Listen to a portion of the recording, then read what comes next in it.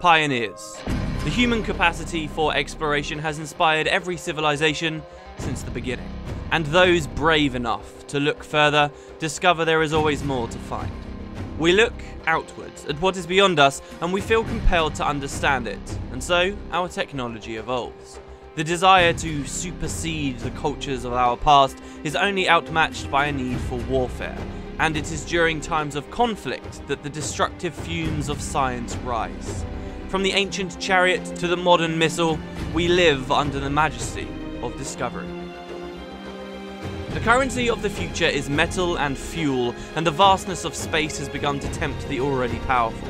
In search of profit, companies invested into the ascension of man beyond the skies. Pioneers and explorers mapped the stars, and slowly civilizations emerged upon the faces of new planets under the birthing light of new suns.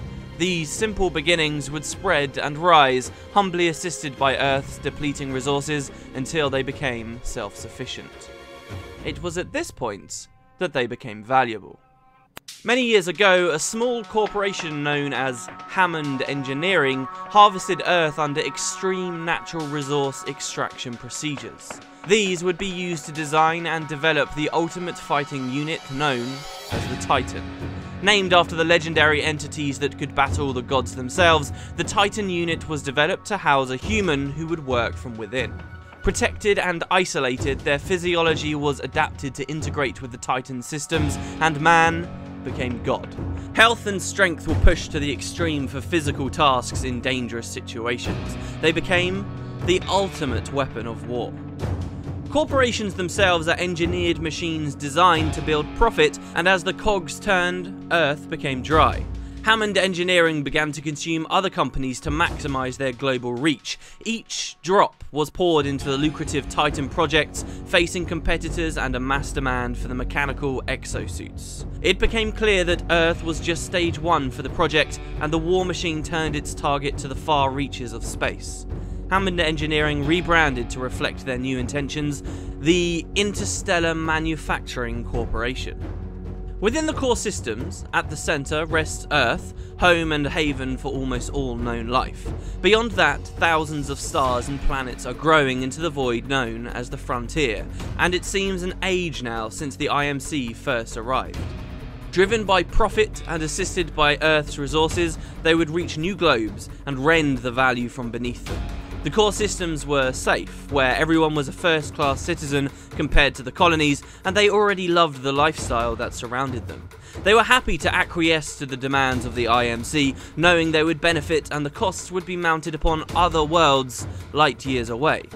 As the fuel of the colonies was ravaged for the consumption of Earth, so too the freedoms of the colonies were stripped.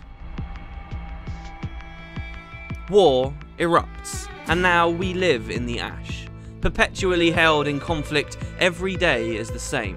Those who would claim the Frontier as their home are forced into battle against the IMC, resolute against the oppression raining down upon them. To defend themselves, they form together, hoping to stem the flow of titans and fighters that landed on their shores. Bravely, or out of necessity, the entire Frontier has now become engulfed in warfare, and the resistance has become known as the Frontier Militia.